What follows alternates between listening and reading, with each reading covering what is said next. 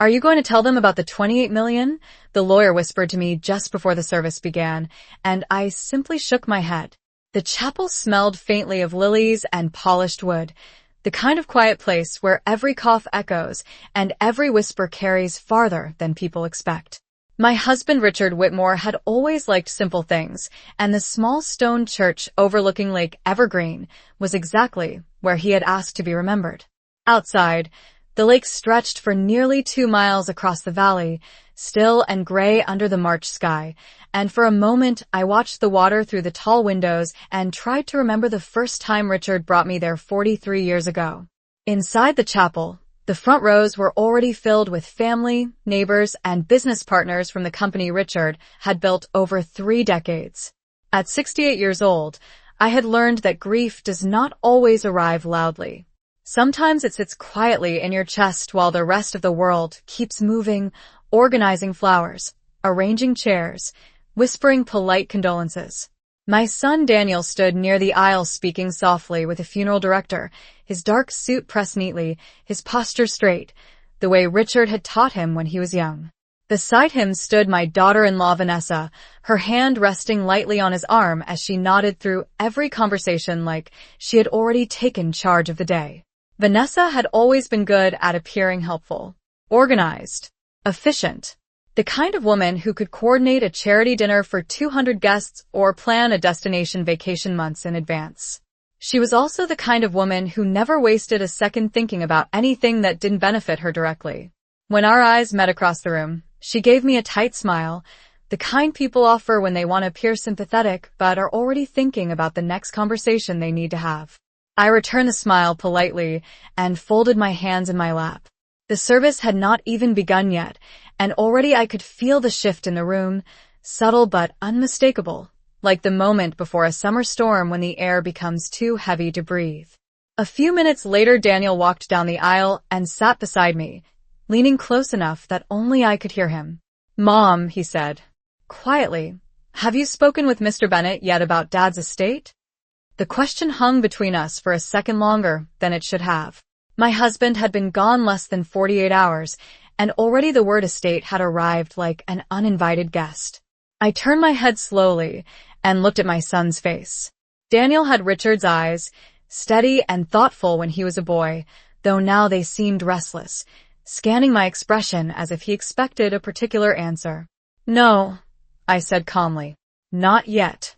He nodded once, but I noticed the brief glance he exchanged with Vanessa across the aisle. It lasted less than a second, the kind of look most people would never notice, but I had spent decades watching the small movements people make when they believe no one is paying attention. Vanessa's fingers tightened around the strap of her purse before she looked away. I lowered my eyes and let the silence settle again. What neither of them knew was that Richard and I had spent several quiet evenings during the last year talking about this exact moment. My husband had never been careless with money, especially not with the company he built from a single rented office into a business worth tens of millions of dollars. $28 million, to be precise, once the final valuations were completed. But Richard had never worried about the money itself. What worried him was what money could reveal about people. "Promise me something," he told me one night last winter while we sat on the porch watching snow fall across the lake. "When the time comes, don't explain anything. Don't argue. Just let people show you who they really are." I remember laughing softly and telling him he was being dramatic. Richard rarely was. That evening he simply smiled and reached for my hand. Back in the chapel, the pastor stepped toward the podium and the room slowly quieted. Vanessa slipped into the seat beside Daniel, whispering something I couldn't quite hear. For a moment, I studied their faces as they leaned toward each other. Anticipation. That was the word that came to mind. Not grief. Not confusion. Anticipation. As if somewhere behind the soft hymns and flower arrangements there was another conversation waiting to begin, one about numbers, signatures, and control. I kept my expression neutral and looked forward again. The truth was simple. Yes, Richard had left behind $28 million. Yes, there was a will, a trust, and more paperwork than most families ever needed to think about. But there was also something else buried deep inside those documents, something Richard insisted on adding himself. a clause that only one other person in the room knew existed. Me. The pastor began speaking about Richard's life, about integrity and patience, and the quiet strength that built things meant to last. I listened carefully, remembering the way my husband used to stand on the dock at sunrise with a cup of coffee, watching the water the way other men watch stock markets. Richard always believed time revealed everything eventually. That morning, sitting in the front row of the chapel while my son and daughter-in-law waited for the future they thought was already theirs, I decided to follow his advice. I said nothing about the $28 million. And I certainly said nothing about the clause. The service ended quietly, the way most funerals do, with a soft shuffle of shoes against polished floors and the low murmur of voices offering sympathy that never quite knows where to land. People began drifting toward the doors of the chapel, coats over their arms, hands resting briefly on my shoulder as they passed. I thanked each of them politely. Some of them had known Richard for 30 years. Others only knew the company he built, Whitmore Logistics, the one that had started with a single delivery truck and grown into a network that stretched across 5 states. When the last hymn faded, the sunlight outside had already shifted, casting long silver reflections across Lake Evergreen. Daniel stood near the entrance, speaking with 2 of Richard's business partners while Vanessa lingered beside the flower arrangements, her voice low but focused. She had her phone in her hand, scrolling through something, her brows slightly furrowed as if she were already calculating the next steps of a plan only she could see clearly. I remained seated for a moment longer, letting the quiet settle around me. Grief has its own rhythm. It does not move at the pace other people expect. Eventually I rose and stepped outside into the cool afternoon air. The parking lot overlooked the lake from nearly 30 feet above the shoreline, and from there the water stretched nearly 2 miles toward the pine-covered hills on the opposite side. Richard loved that view. He used to say that a man could solve most problems simply by standing still long enough to look at open water. Daniel approached me a few minutes later, adjusting the sleeve of his jacket. "Mom," he said gently, "some of the family is gathering at the house later. Just something small." I nodded. Our home sat about 12 miles from the church, a cedar-framed house Richard and I built when the company first began to succeed. Vanessa joined us then, her heels clicking softly against the pavement as she stepped closer. "Margaret, everyone would love to see you there," she said with careful warmth. "We can start discussing a few practical things when you feel ready." Practical things. The phrase floated between us like a quiet signal. I looked at her face. Vanessa always spoke as if she were organizing a meeting rather than a conversation. Calm. Efficient. Already moving forward. "That sounds fine," I replied. "I will come by shortly." She smiled with relief that seemed slightly too quick. For the next hour, the family gathered at the house, the large windows overlooking the lake filling the living room with pale afternoon light. Someone placed coffee on the table. Someone else arranged the leftover flowers from the chapel in a glass vase. Conversations drifted from memories of Richard to discussions about travel, work schedules, and the many small details that appear after a funeral. Yet beneath those polite exchanges there was another current running quietly through the room. I noticed how often Vanessa glanced toward Daniel. I noticed how frequently Daniel checked his phone. Once, when they believed I had stepped into the kitchen, I heard Vanessa whisper something near the hallway. "The valuation report should arrive this week," she said softly. Daniel responded with a short nod. "We will talk to Bennett soon." I stood by the kitchen counter and poured myself a glass of water, letting their voices fade behind me. Richard had warned me about this moment in his calm and thoughtful way months earlier. Not because he distrusted Daniel completely, but because he understood how quickly people change when numbers become real. $28 million does not feel like an idea once it is written in legal documents. It becomes gravity. By early evening, the sky outside had begun to dim, the lake turning darker. With every passing minute, Vanessa eventually moved toward the dining table where several folders had been placed earlier in the afternoon. She opened one carefully and glanced inside before closing it again. When she looked up, her expression carried the same anticipation I had seen in the chapel. "Margaret," she said in a gentle voice, "whenever you feel ready, we should probably arrange a meeting with Mr. Bennett to review the estate." I met her eyes and offered the same calm smile I had worn all day. "There will be time for that," I said quietly. Daniel seemed about to respond, but I had already turned toward the window where the lake stretched across the horizon.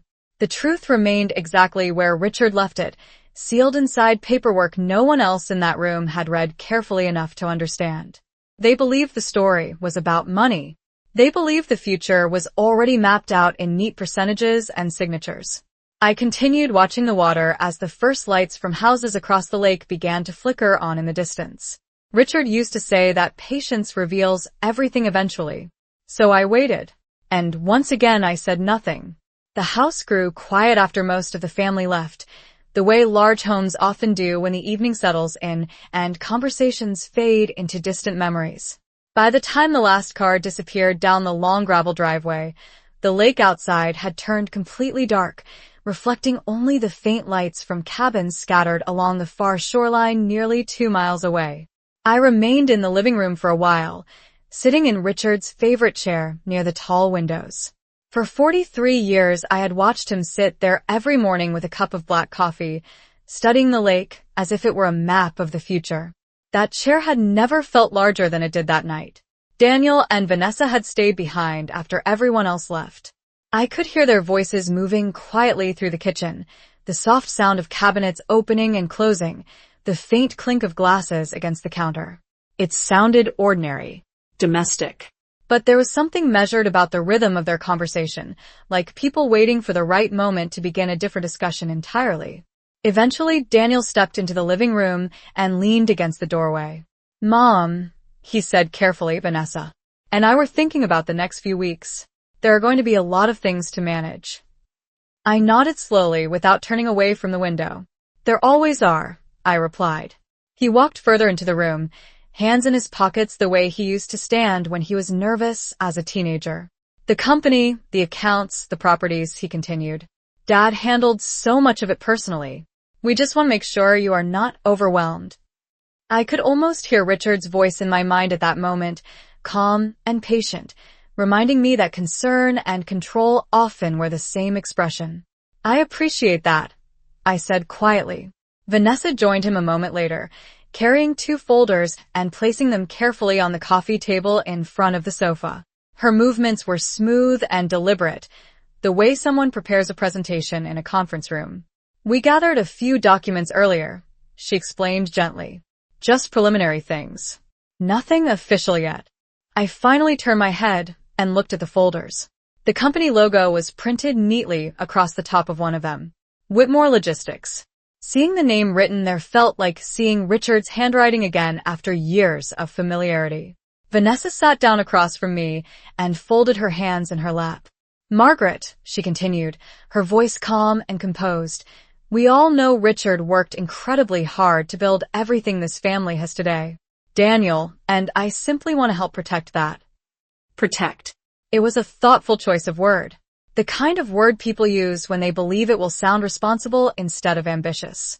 Daniel nodded beside her. "We were thinking it might be wise to move quickly on certain decisions. Markets change. Business environments shift.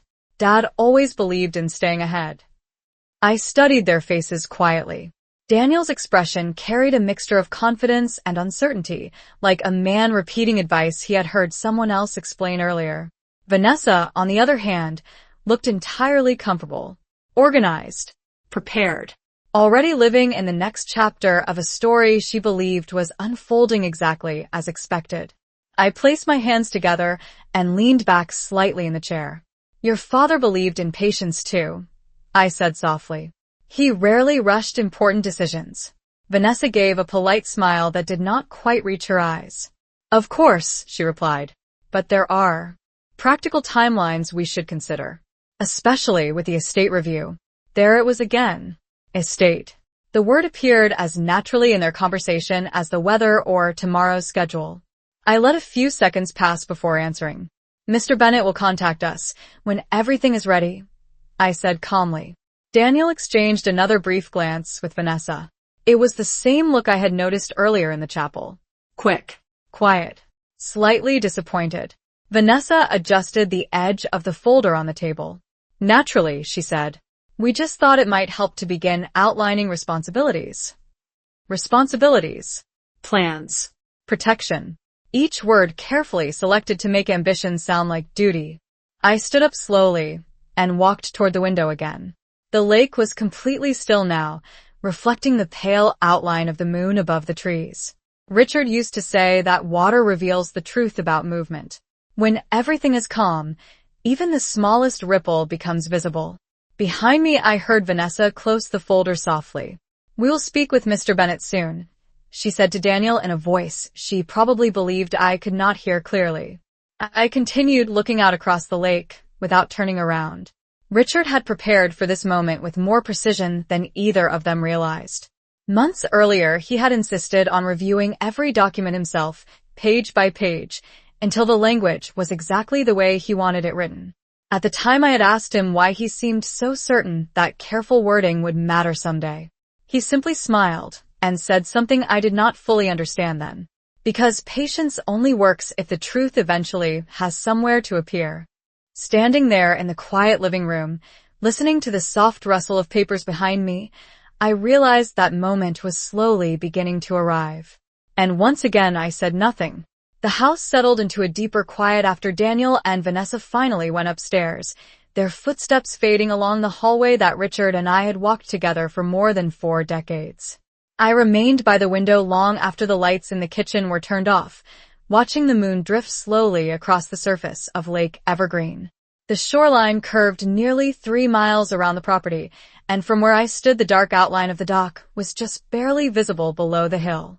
Richard built that dock himself during the summer of 1998, measuring every board twice before placing a single nail. He used to say that patience was the most valuable skill a person could learn, especially when building something meant to last. That memory stayed with me as I turned away from the window and walked slowly down the hallway toward the small study at the back of the house. The room had always belonged to Richard. Even after retirement, he spent a few hours there every morning reviewing company reports or reading financial journals with the quiet focus that made Whitmore Logistics what it eventually became.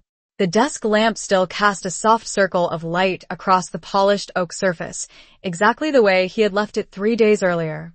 For a moment, I simply stood there, letting the silence fill the space. Grief can arrive unexpectedly in rooms like that, hidden in ordinary details such as the shape of a chair or the scent of old paper. Eventually, I sat down and opened the bottom drawer of the desk. Inside was a simple leather folder Richard had placed there months before his health began to decline. He had shown it to me only once. "Do not open this unless you need to remember why we prepared everything so carefully," he told me during one of our evening conversations last winter. At the time, his voice had been calm but certain, the way it always sounded when he had already considered every possible outcome. I rested my hand on the folder, but did not open it yet.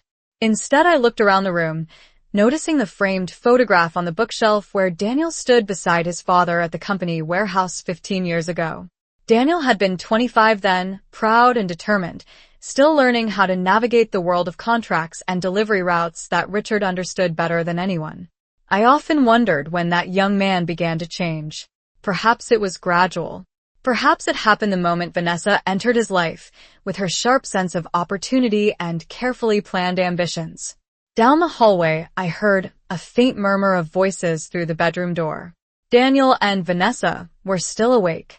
Their conversation was quiet, but the house carried sound easily after midnight. I could not hear every word, only fragments drifting through the silence. Numbers. Schedules. The name Bennett spoken more than Once. Mr. Thomas Bennett had been Richard's attorney for nearly 20 years, a meticulous man who treated legal documents with the same seriousness Richard applied to business plans.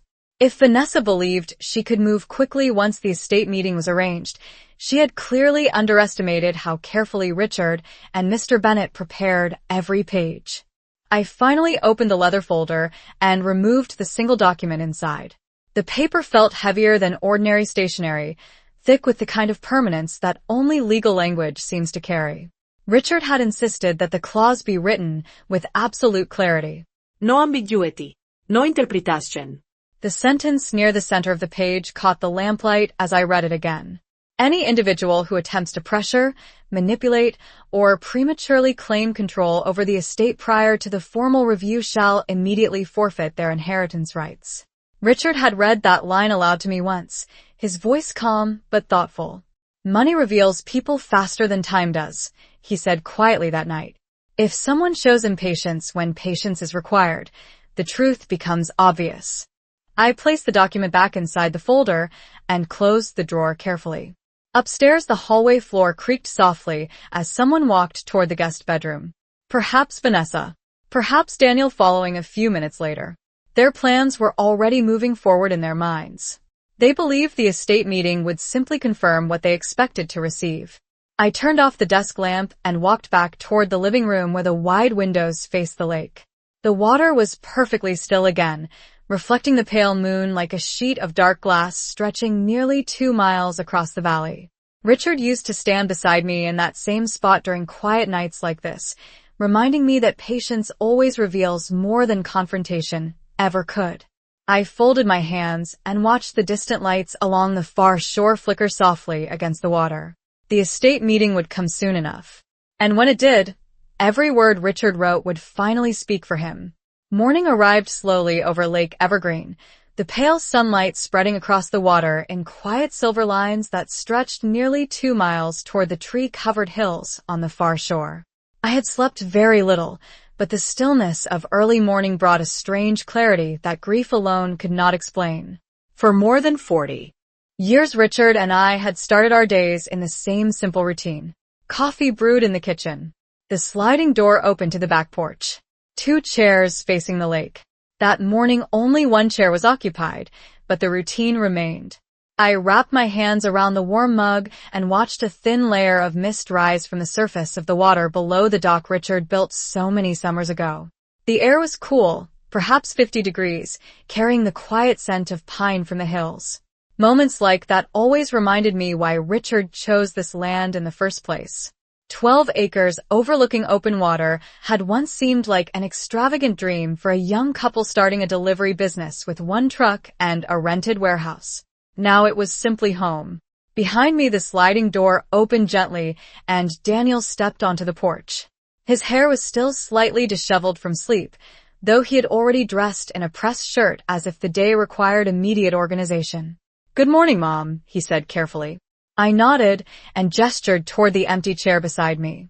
He sat down, resting his elbows on his knees while looking out across the lake. For a few seconds, neither of us spoke. "Dad loved mornings like this," he said eventually. "He used to say the lake looked different every day." "It does," I replied quietly. Daniel watched the water for another moment before clearing his throat. "Vanessa has been looking into some of the company records," he continued, his voice measured but slightly hesitant. "There are a few operational details that might need attention soon." I took a slow sip of coffee and listened without interruption. Daniel had always struggled with silence. As a boy, he filled quiet moments with explanations, plans, and questions that often revealed more than he realized. "The logistics contracts, the warehouse leases, some of the vendor agreements," he added. "It might be helpful if we reviewed everything sooner rather than later." I set the mug down gently on the small wooden table beside my chair. "Your father kept very detailed records," I said. "Mr. Bennett has copies of everything important." Daniel nodded, but did not look at me immediately. Right. "Of course." The sliding door opened again, and Vanessa joined us, her expression alert in a way that suggested she had already been awake for some time. She carried a slim tablet in one hand and a folder in the other. "I hope I am not interrupting," she said with polite brightness.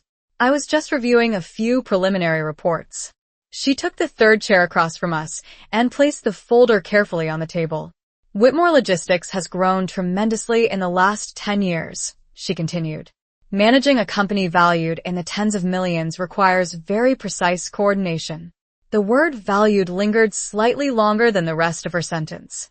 Vanessa opened the folder and turned it so Daniel could see the documents inside. Charts, figures, estimated asset totals. I recognized the familiar numbers even from a distance. $28 million had a certain gravity on paper. Vanessa glanced toward me with a gentle smile that carried the careful patience of someone waiting for permission. Margaret, Daniel and I were thinking it might be wise to begin discussing transitional leadership within the company, she explained. Your experience is invaluable, of course, but these responsibilities can become overwhelming.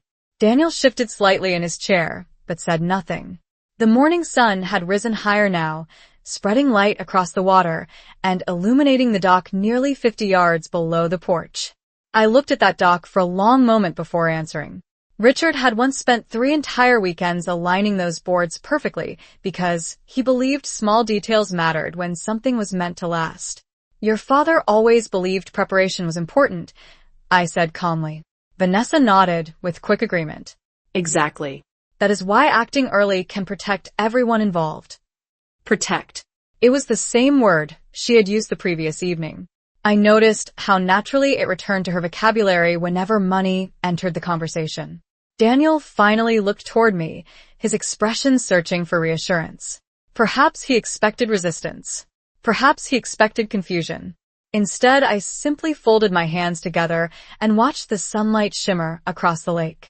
Somewhere beneath that quiet surface rested the steady patience Richard trusted more than any argument. Vanessa closed the folder gently, her smile remaining steady, but slightly uncertain now. Mr. Bennett should be ready to schedule the estate review soon, she said after a moment. I nodded once. Yes, I replied softly. I believe he will. None of them yet understood that Richard had designed that meeting with the same care he used to build the dock below us.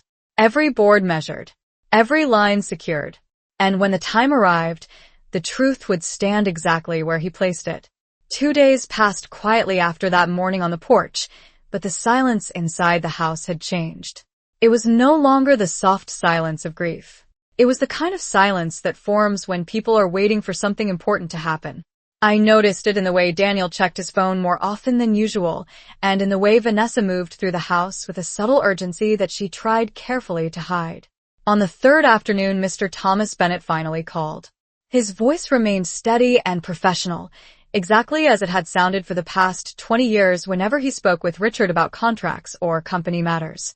Mrs. Whitmore, he said politely, I believe it would be appropriate for us to schedule the formal estate review. Would tomorrow afternoon at 3 o'clock work for you? I looked across the living room where Vanessa sat with her tablet while Daniel reviewed several printed reports spread across the coffee table. Both of them glanced up the moment they heard Mr. Bennett's name spoken aloud. Yes, I replied calmly into the phone. Tomorrow afternoon will be fine. The reaction in the room was immediate, though subtle. Vanessa's shoulders straightened slightly, and Daniel set his papers down with the quiet focus of someone preparing for an important meeting.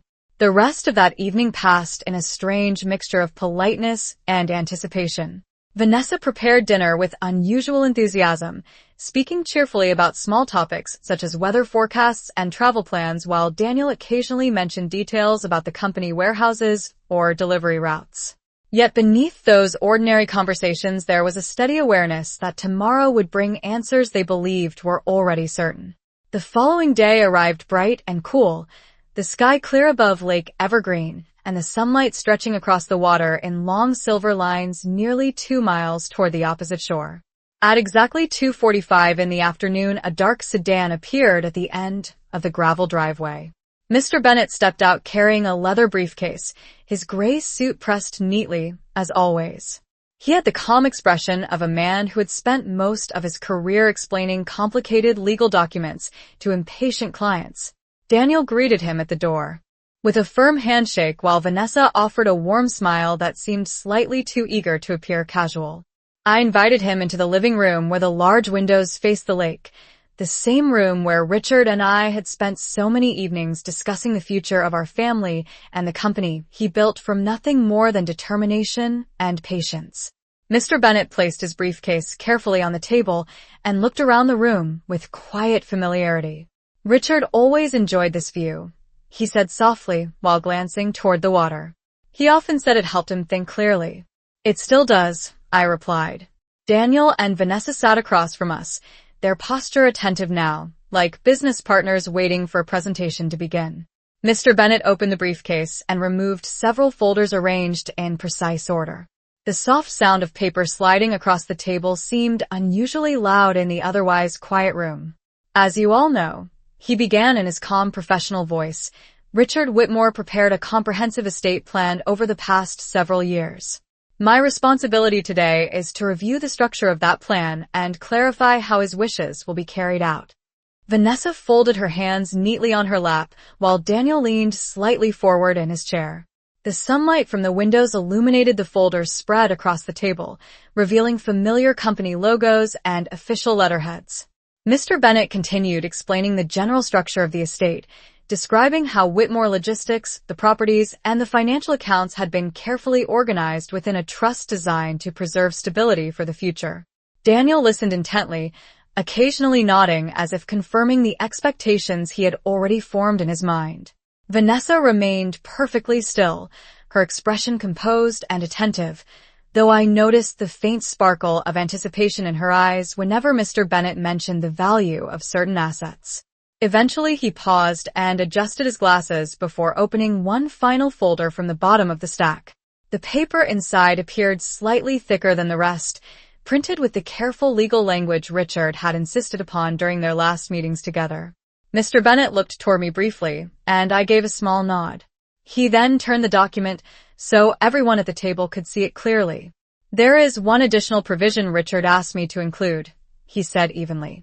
Daniel's brow tightened slightly in curiosity, while Vanessa leaned forward just a fraction of an inch. Outside the window, the surface of Lake Evergreen remained perfectly calm beneath the afternoon sun. I folded my hands together and waited, remembering the quiet certainty in Richard's voice months earlier when he explained why patience would matter more than anything else when this moment finally arrived. The room grew noticeably quieter after Mr. Bennet mentioned the additional provision. Even the faint ticking of the wall clock above the fireplace seemed louder than before. Daniel leaned forward slightly, resting his elbows on his knees, while Vanessa's posture remained perfectly composed although her eyes sharpened with sudden focus. Mr. Bennet adjusted the document in front of him and spoke in the same calm, steady voice he had used throughout the meeting. Richard believed very strongly in the long-term stability of both his family and the company he created, he began. Because of that, he asked that one particular clause be included in the estate plan to protect the integrity of his intentions. Daniel glanced briefly toward Vanessa, and she returned the look with a small nod that suggested quiet reassurance. In their minds, the meeting was likely moving toward a final confirmation of the future they had already imagined. Mr. Bennet continued reading slowly, ensuring that every word was clear. The Whitmore estate and all associated assets shall remain under the management of the primary trustee until the official review period is completed and all parties involved demonstrate full respect for the structure and timing of this process. Vanessa shifted slightly in her chair. It was a small movement, but I noticed it immediately. Patience had never been her strongest quality. Daniel, however, appeared more curious than concerned. That sounds reasonable, he said politely. Most estates probably have some kind of review period. Mr. Bennet gave a small nod. Yes, many do. However, Richard's clause includes an additional condition. The air in the room seemed to tighten around those words. Outside the large windows, the surface of Lake Evergreen reflected the bright afternoon sunlight in wide silver patterns stretching nearly 2 miles across the valley. I kept my gaze on the water while Mr. Bennet continued reading. Any individual who attempts to pressure, manipulate, or prematurely assume control over estate assets prior to the completion of the formal review process shall immediately forfeit any claim to inheritance under the Whitmore Trust. Daniel blinked once, as if processing the sentence carefully. Vanessa did not move at all. For a brief moment the room remained completely silent. Then Daniel cleared his throat. I am not sure I understand, he said slowly. What exactly counts as pressure or premature control? Mr. Bennet folded his hands calmly on the table. Richard anticipated that question, he replied. The clause defines several examples. Attempting to reorganize company leadership before the review, requesting access to estate funds without authorization, or encouraging decisions based on the expectation of future inheritance. Vanessa's expression remained composed, but the confident brightness that had followed her through the previous days began to fade slightly. "Those seem like fairly broad interpretations," she said carefully. "Most families discuss responsibilities after a loss." Mr. Bennet nodded once. "Discussion is not prohibited. However, Richard specifically asked that any actions or proposals suggesting entitlement to estate authority before the official review would trigger the clause." Daniel sat back in his chair, glancing again toward Vanessa with a look that now carried more uncertainty than confidence. I finally turned away from the window and looked at both of them quietly. The sunlight filled the room with a soft warmth, illuminating the folders spread across the table and the careful legal language printed on each page. Mr. Bennet continued speaking with the same calm professionalism. Richard also instructed that I document any relevant conversations that occurred between the date of his passing and today's meeting. Vanessa's fingers tightened slightly against the edge of the table. "Document," she repeated. "Yes," Mr. Bennet replied. Richard anticipated that people might begin discussing leadership changes or estate management immediately after his passing. Because of that, he asked me to collect information regarding such discussions if they occurred. Daniel looked confused now, shifting uncomfortably in his seat. "You mean conversations like the ones we had about helping Mom manage things?" he asked. Mr. Bennet's expression remained neutral. "Richard trusted your mother completely to decide what assistance she requires," he answered. The quiet certainty in his voice settled over the room like a weight that no one could easily move. Vanessa looked toward me then, her earlier confidence replaced by a faint but unmistakable tension. For the first time since the meeting began, she seemed unsure which direction the conversation might take next. I simply folded my hands together and watched the sunlight ripple across the lake outside the window.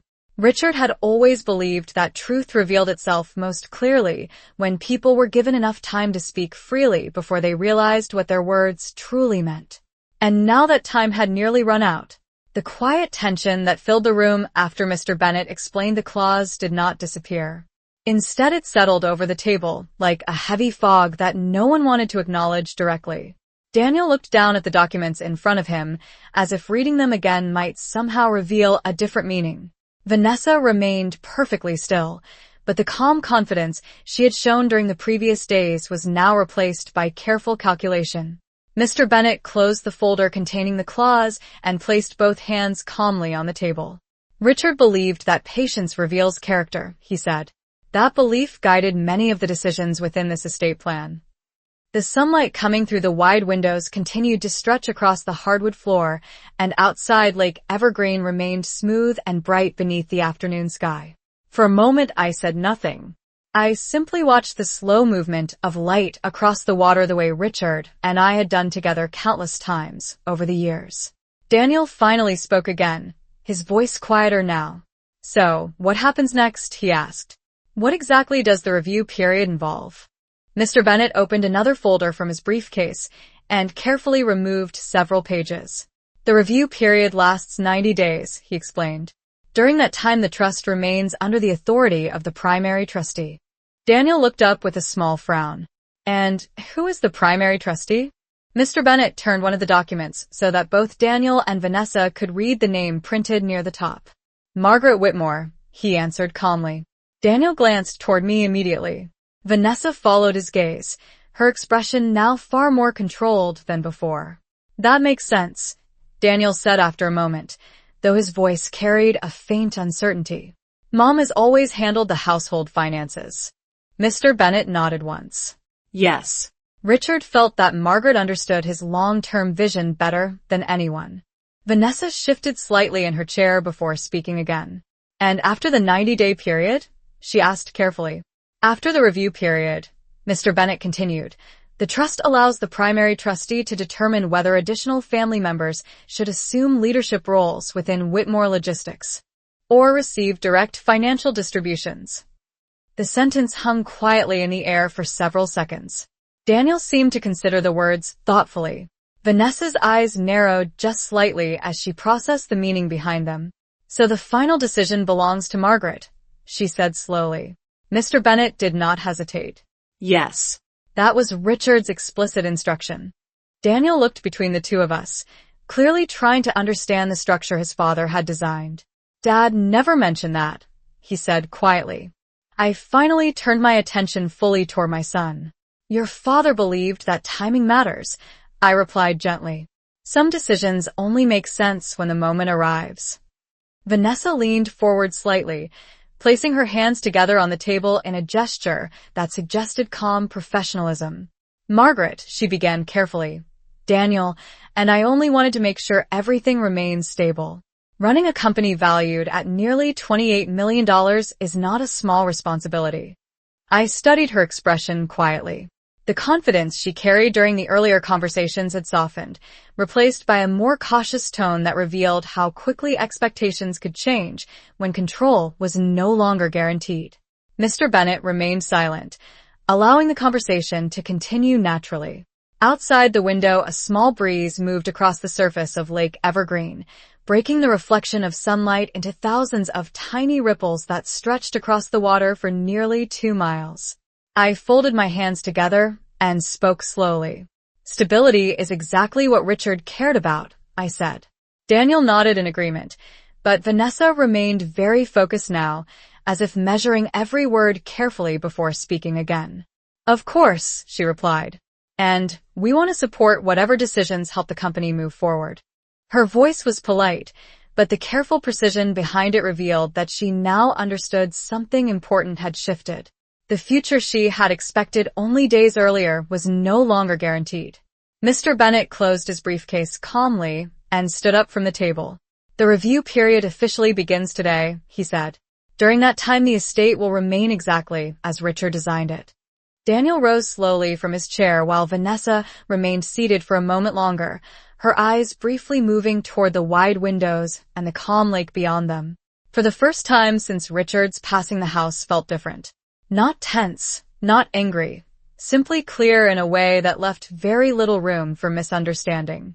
And as I watched the sunlight fade slowly across the water outside, I knew Richard's patience was finally doing exactly what he intended.